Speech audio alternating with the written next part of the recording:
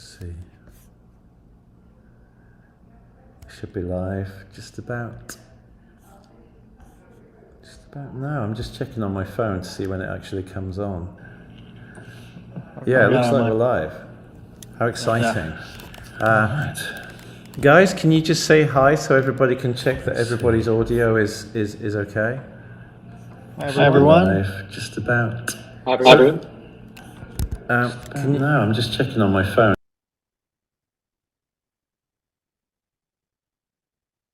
Hi.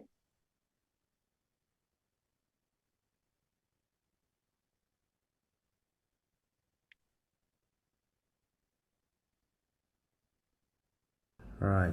So can everybody hear me? Can everybody hear Mike? Can everybody hear Melvin? Yeah.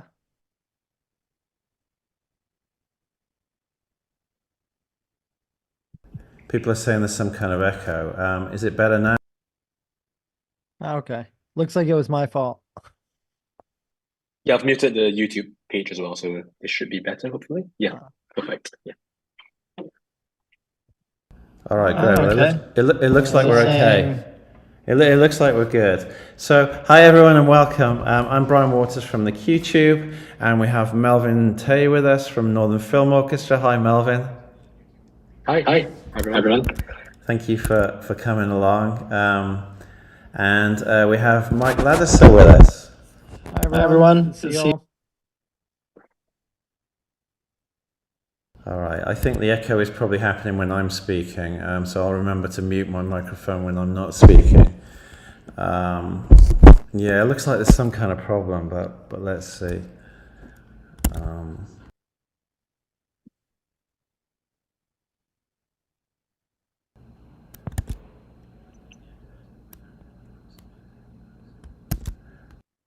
Yeah, we should be okay. It's just, I think everybody's muted their YouTube now, yeah, guys? Yeah, mine's been muted. Yeah. All right, let's carry on. Hopefully we'll be okay. So, yeah, actually, let me check.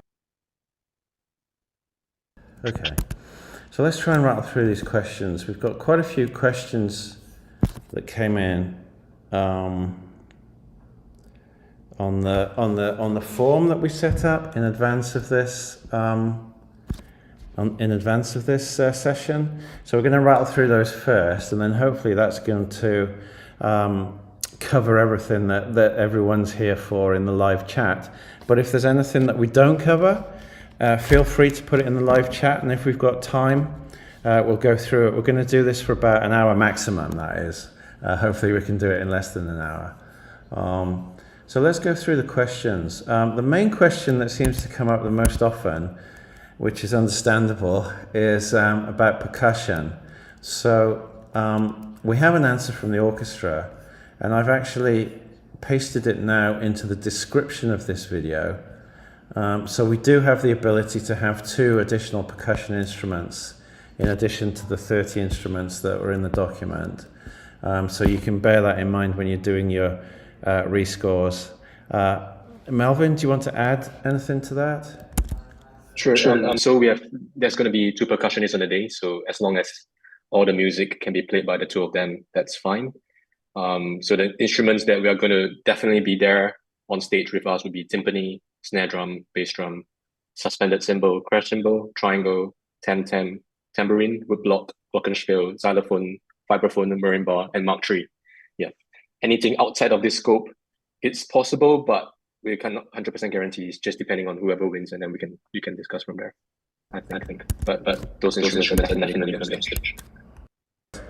I mean, one of the points here, and it's kind of crosses over into a more general point, which we were discussing together before we went live, which was, in many ways, we'd recommend just creating the best score that you can, and then we will work with you, and we have an orchestrator that will work with you, and Melvin will work with you to adapt that and represent that, perform that to the best of our ability in the orchestra. So there may well be some differences between the mock-up that wins the competition and the way it sounds when it's done by the orchestra, and I guess that's just all part of the process, really. Is that fairly accurate, guys? Yeah, and I might just add to that just about percussion specifically. When you're writing, I mean, this is sort of something maybe to consider at a later stage when you're really orchestrating, but you try to put instruments, like think of them as percussion setups so that you have one player and imagine all the instruments around them. So then they're reading off of one part. So this is what you would typically do. So then you would have, like, say someone is playing marimba, bass drum, suspended cymbal, and triangle all together. Then you also have to consider that they're not playing two of those instruments at the same time. And it is possible to have one person play like triangle at the beginning of the piece and hand it over to the second percussionist to play later. But you just have to think like about those logistics. So that's pretty common. I mean, as an orchestrator, that's what you'd be thinking of. So I would write, your best music first, but then consider that. And then what we were talking about before is thinking kind of outside of what might be available. There you do have the option to also mix in stems with your final recording. So I think this is a question that came up a bit too with like hybrid scores. There was one question was just what is a hybrid score? So to kind of clarify that, that's mixing live acoustic orchestral instruments with synth elements, sound design elements, that kind of thing. So it's a hybrid of the two. And so you can mix those in. So if you don't have things like piano or harp, were another thing that were mentioned that came up quite a lot. You can use samples that are then mixed, or if you're a pianist and you can record piano or harp separately, you can provide those stems for the final mix. I guess, Melvin, that we probably haven't discussed this, but I guess that another option would be that if somebody did a piece that won and it featured harp and they really badly wanted to have a real harp, then there's nothing to stop them paying the extra money to get the harpist in the session. Is that right? Yeah, that's right. But that doesn't come with the price, so they would have to top it up So themselves. there's always the Yeah, option for you. that's Yeah, also an option. there's always the Yeah, option for the composer to kind of top up the prize, if you like. Yeah. yeah. But what I would say is that on our side, the sound mixing engineer would be able to, if you provide them with regardless of the winning entry, if there's a harp or a piano, if they would like to provide the samples and the stems for the mixing engineer to mix it into the recorded track, that's totally fine as well from our point of view. So that's workable. Great. Thank you so much, guys. I mean, you're really clarifying this far better than I could. And Melvin, can I just ask from your experience, and maybe Mike also from your own experience with orchestras, like how often do you do that? How often do you actually have those kind of hybrid types of final products, if you like? Maybe Mike would like to go first. Yeah, I mean, all the time. My score for, if you look me up on Spotify, you can find my album from somewhere in between. I didn't record any live percussion on that. All the percussion on that was sampled. So it's pretty much, there's no real like synth or sound design elements in that score. It's pretty much pure orchestra, but I only recorded strings, winds, and brass. And so, unfortunately, I apologize to the percussionists, but they're usually the first to kind of get axed, mostly because it's something that it's the easiest to sample percussion. And so, it's like I already have Joey Burgess playing in Air Studios, if you've bought a Spitfire library. So you've already got some of the, like, one of the best percussionists, the best instruments, and the best studio recorded live, you're mixing it in. Obviously, that's not the same as recording together as an ensemble, and it will change the sound, but it's the closest, whereas like I can't do that by recording all the percussion and using sample strings. So percussion is probably usually the first to get axed, and so I would, like, in my budget, if it came down to hiring like four more percussionists or four more string players, it would depend on the piece, but I would probably lean more towards having those string players to beef it out because it can help the sound a lot more. So the short answer is it happens quite a lot, especially with other things like when you have maybe a soloist of like a particular kind of instrument. so say you have like a nickel harpa solo, you're going to record that separate anyways. So, you wouldn't really be thinking of having that like all in the room together. So whether that is live or a sampled element, it's pretty common practice to mix the two. So I think the best thing is having like your strings, winds, and brass, recording all of those together. And in this case, you also have a couple percussionists. So having all of that in the room is great. And then adding the other elements on top is very typical and common. Sometimes it's the best way to mix it. Sometimes like John Powell will do recording sessions of like all the percussion separate from the rest of the ensemble, just because it would otherwise be really overpowering in the recording studio. So it's like, let's just do a day of just percussion and get all that stuff. It'll be way easier to mix. Yeah, just jumping on that as well from personal experience in terms of recording percussion instruments.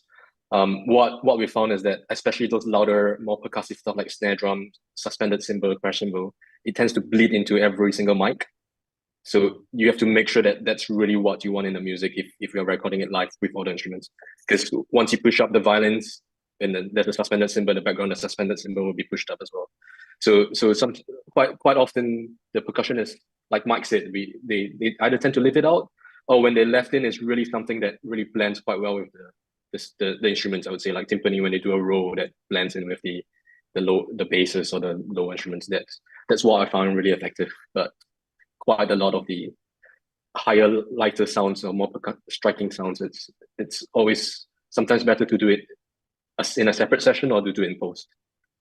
That's So there's a question that's kind of come up in the live chat related to this. I don't know if it's a question, actually, it's more of a statement, but it says, it sounds like hybrid elements are added after the live session, not during live performance. So yeah, that's right. It's usually not actually performed, right, during the performance. It's usually something that you could add later, or you could actually provide maybe to the orchestra ahead of the session. Is that right? Yeah, that's a great question to clarify. It's not something that would be like played back. Definitely not like we call this like reamping, or when you shoot it out. So you would like take something and then play that through speakers in a hall and re-record it. You wouldn't do that. So it wouldn't be a matter of kind of shooting something out in the hall with the musicians. Sometimes you might provide it as a backing track to the musicians, so they can hear it. And the only time I ever really suggest doing that is when that playback has a real like effect on the overall score. So if it has a big effect on like what's happening harmonically, or rhythmically with the ensemble. Otherwise, I say leave it out. I'm more of the camp of like just listen to the musicians kind of, and I want to hear that really clean coming back, and then we'll deal with combining it in the mix. from a recording point of view as well, from us on stage. The less in our ears, the better, so that we can really focus on what we are playing in our own personal intonation. And adding to Mike, I agree as well. Sometimes what will really help is something that will help us get into the groove of it. So for example, if we're mixing with something that's not classical, for example, like a few years ago, we did some recording with an Indian classical singer, and that the way that was sung is slightly different from a Western classical singing style. So having a bit of that in our ears really helped us to get in that sound world, if that makes sense. And other times maybe a percussion groove as well in there that's quite subtle in the background. The click will help as well. Yeah. I mean, I think the main point is just focus on being creative and focus on creating the right sort of solution, and then we'll deal with the rest of it after. we'll deal with it in the wash. Yeah, I think in some ways, I think also just seeing Gavin's question on here too about kind of thinking of them as two separate things. I think it's really up to you, but I think the more experience you get with orchestrating, it becomes intuitive to the way that you write. And I think that's a great thing. I think that helps you to be a better orchestrator. I mean, there are definitely wildly successful composers out there who don't know how to orchestrate, and they just delegate that job, or they collaborate, they work with somebody who's a great orchestrator.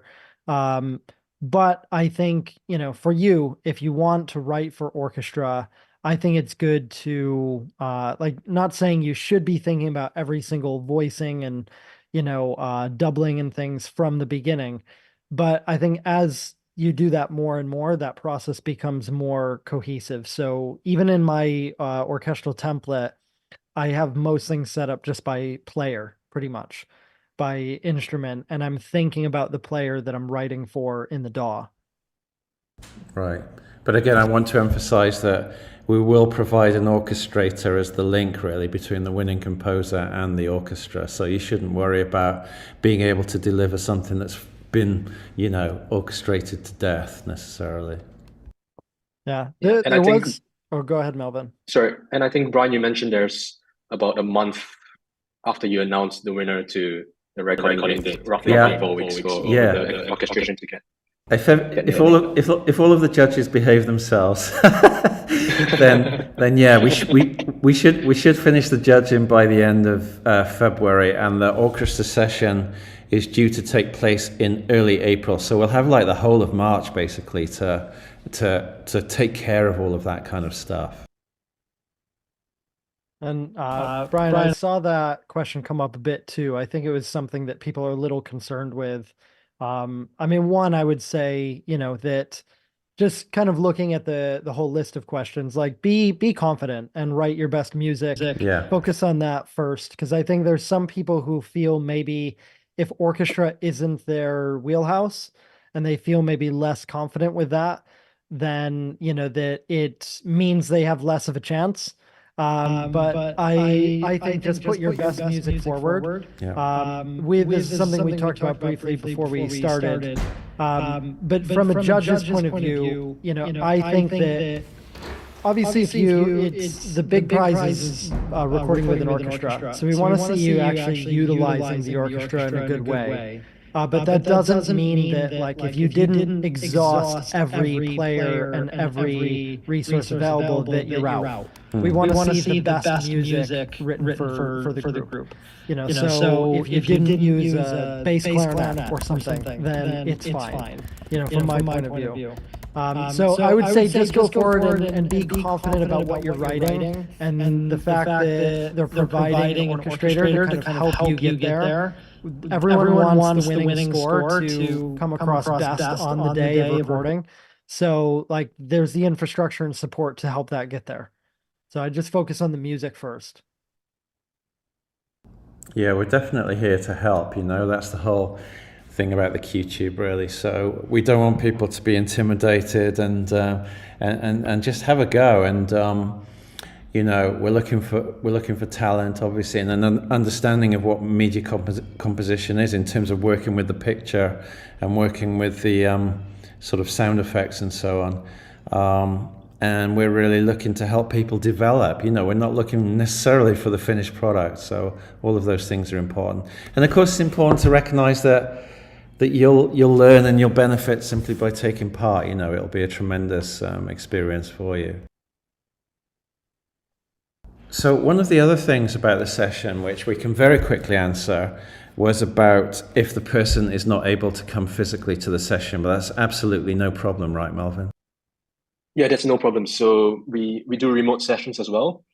So if the person is based outside the UK, they can join us on Zoom. So they join us on Zoom with the video so they can see on stage through Zoom. But we also send a audio movers link so that they can hear exactly what is going through, what we are playing at high fidelity through the audio movers link.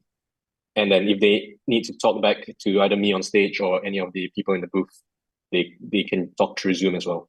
So that's all set up for people to join remotely. And this is there was another question. This is pretty standard these days, and I mean, this is actually how we did it for the first score relief. We had the guy was in the States, and you guys were in Manchester, and it was absolutely no problem.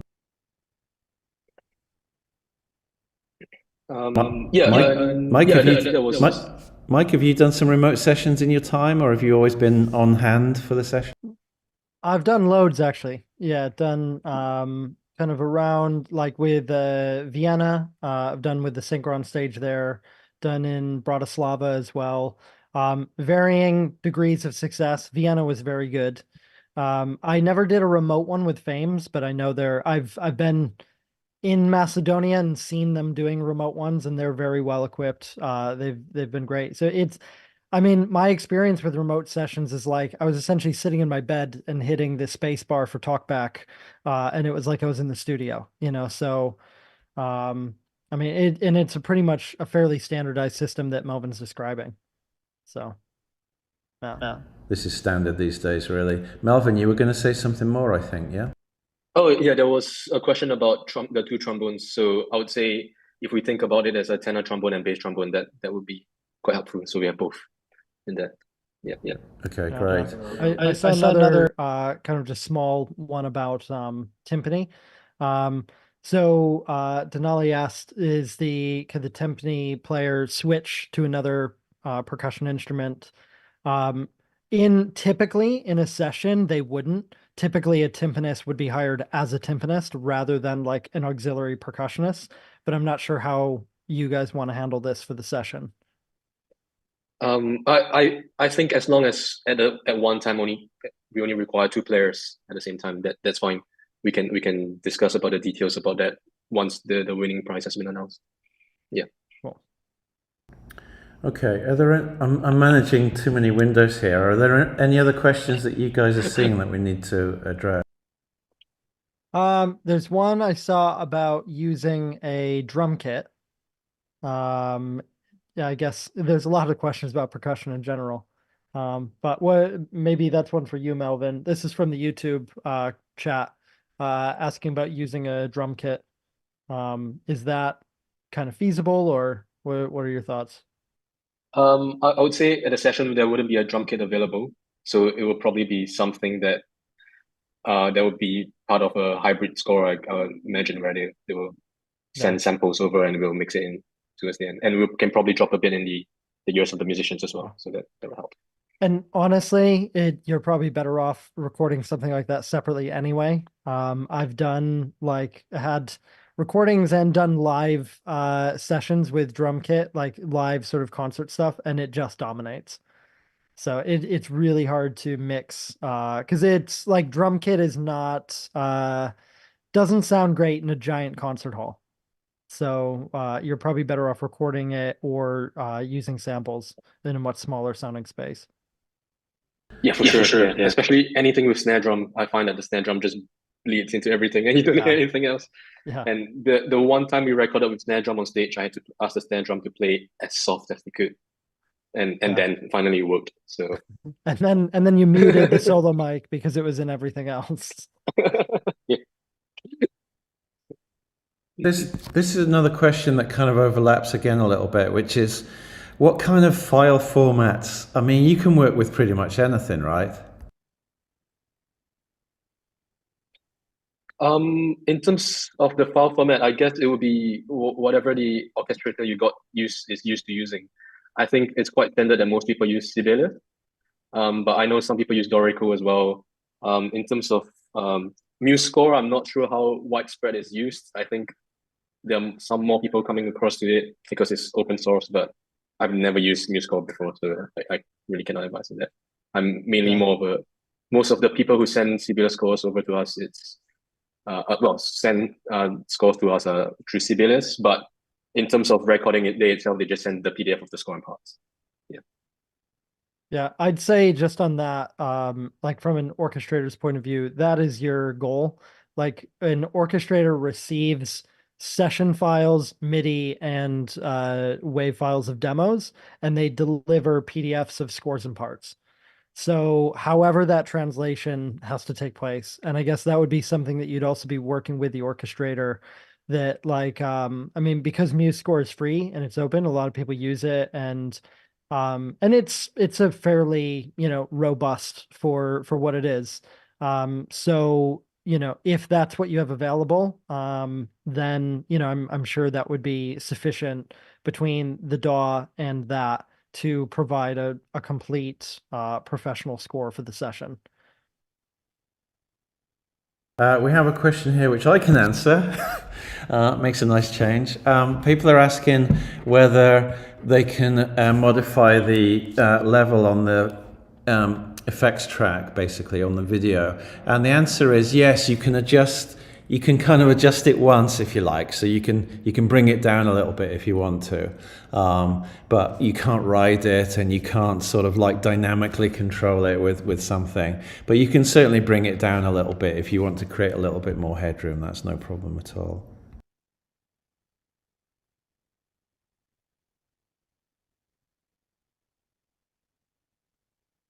Yeah, there's a lot of questions coming in on the chat. One question from Suzanne Offenmüller was how many people have handed in a score for the competition in the past year? So I guess she means like how many entries have we had? So like for the first score relief we had 1,800 basically, give or take.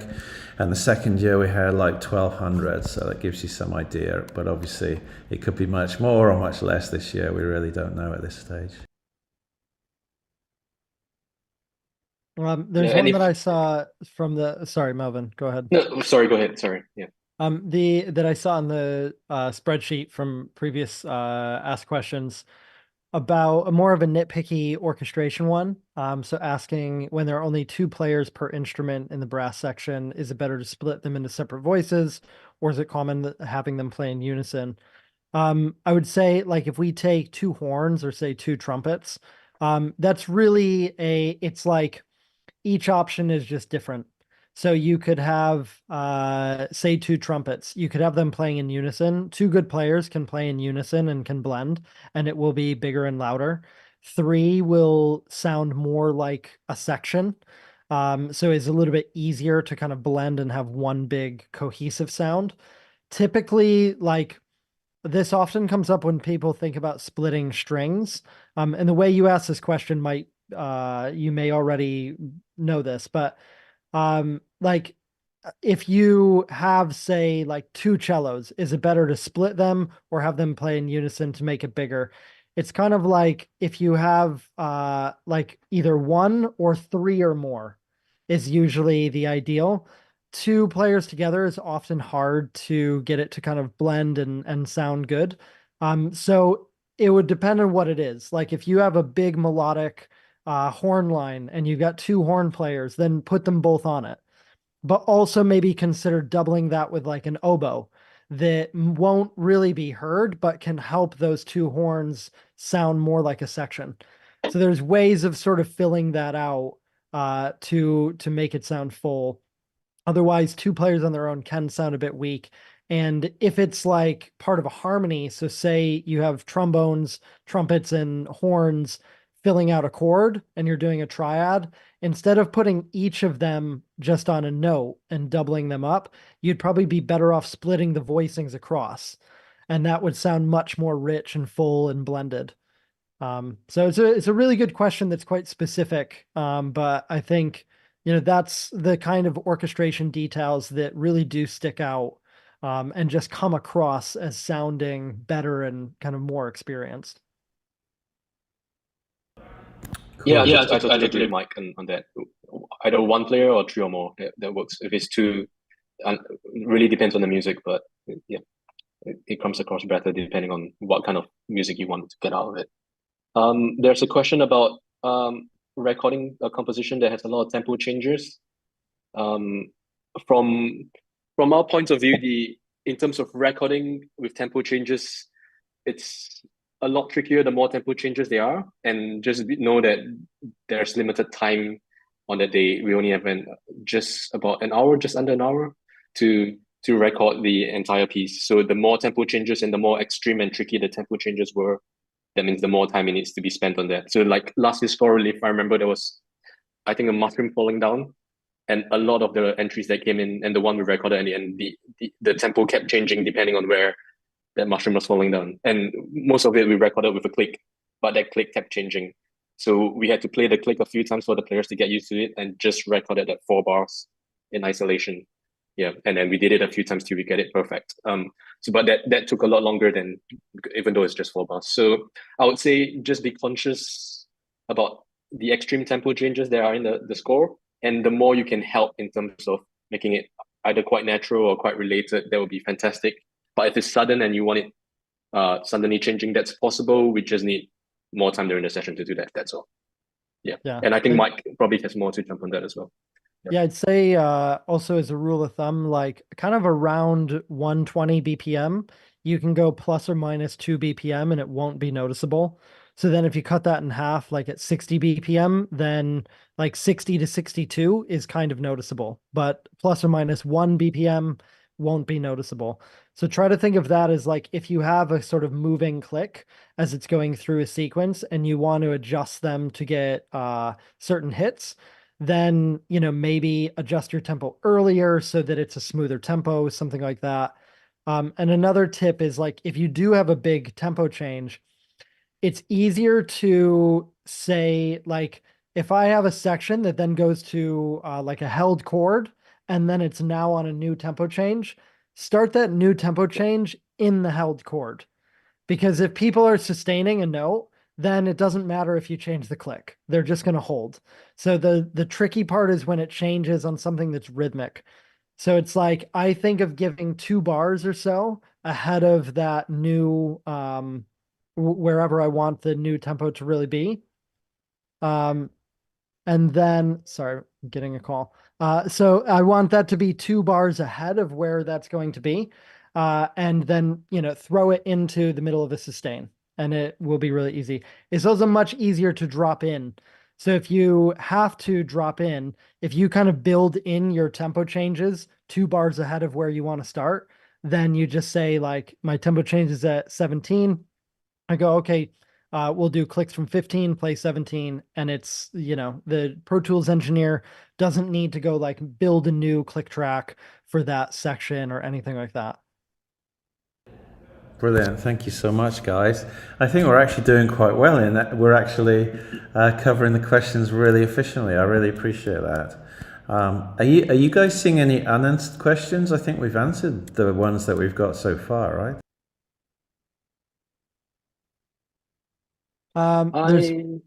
Sorry, go ahead. Sorry. So I just noticed one that Anthony had about having, which also came up in the sheet, about having like a quantized session.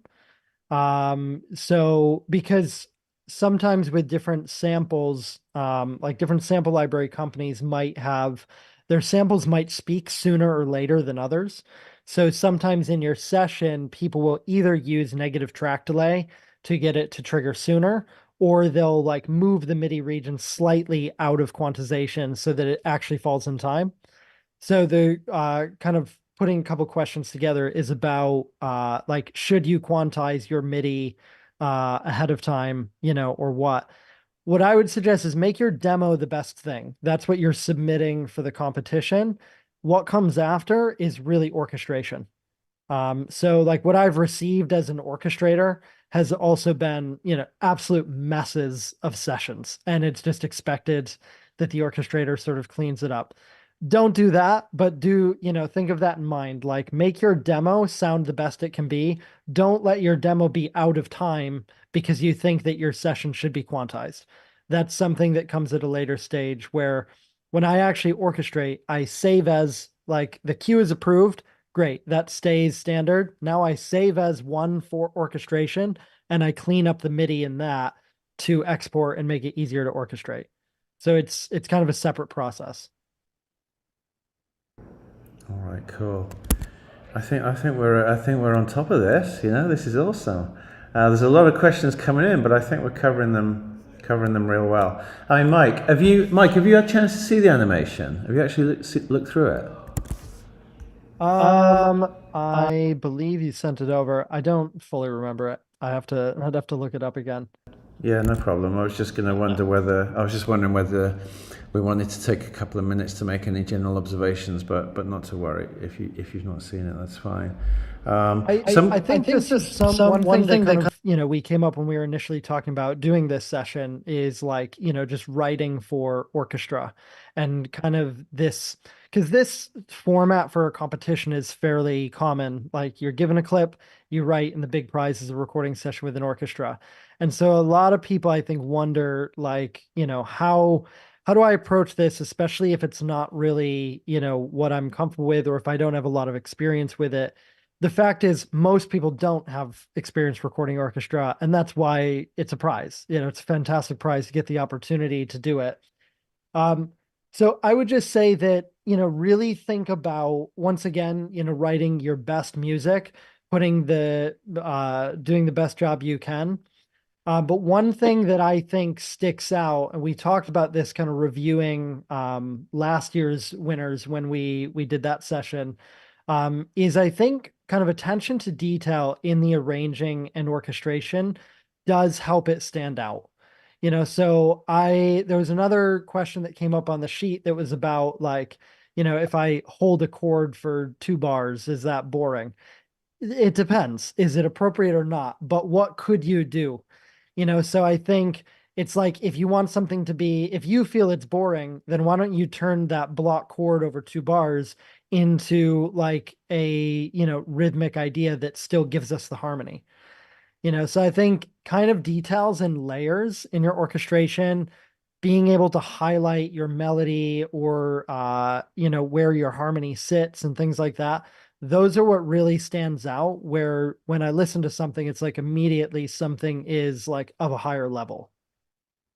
So I think that can help, and, really think about the details that you put into the writing for that. Cool. Thanks, Mike. I want to address a question I can answer again. Make the most of this opportunity to seem knowledgeable. So somebody asked, will we be able to receive the video without the time code?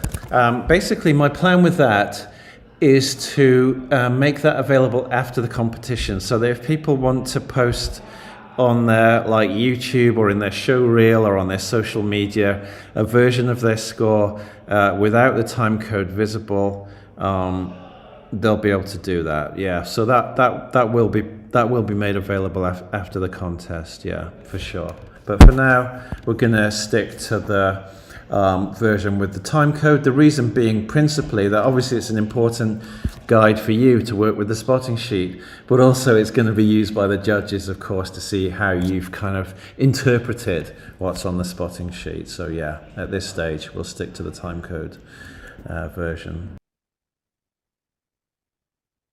Yeah, I think also what's sort of just come up in the chat, but I've seen this question come up in a lot in other competitions too, is in general, like, write your sound. I think try to put your stamp on it, try to put your style into it.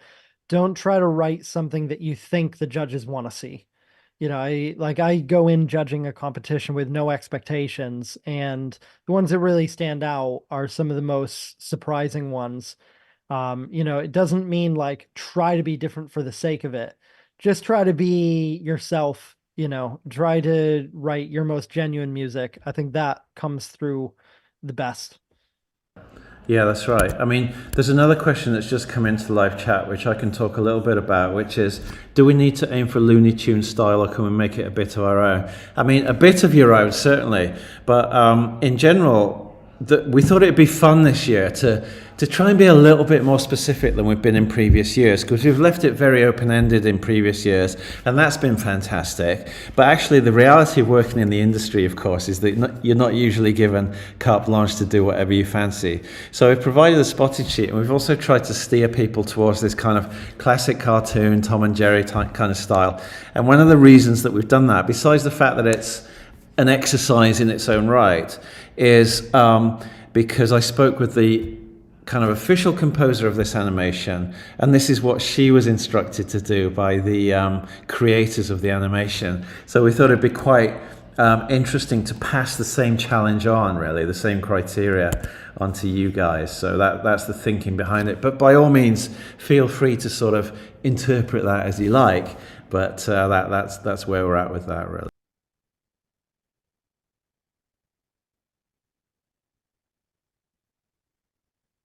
I think we're good. Anything else you guys want to... I mean, I would just say that there are other pieces of content on our channel, our YouTube channel, which will be useful to go back and look at. There's some sessions with Mike, including reviewing previous winners and participants. We've also done some masterclasses showing how different scoring tips and techniques.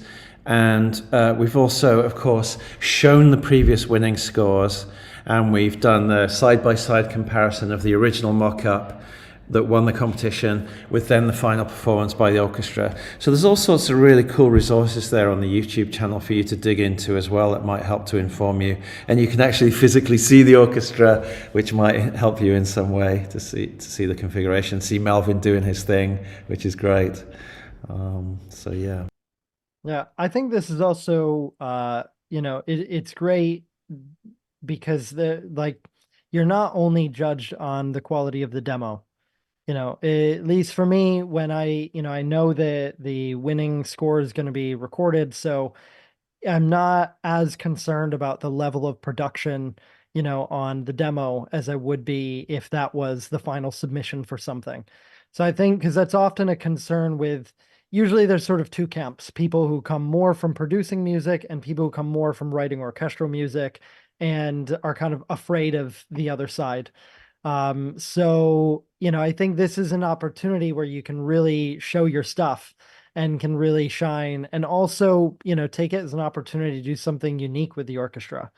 Doesn't always just have to be the same kind of idioms. Try to think about different textures and unique ways that you can kind of write for the orchestra. I think that'll really help you stand out. There's a question that's come in just now, which I can't possibly answer.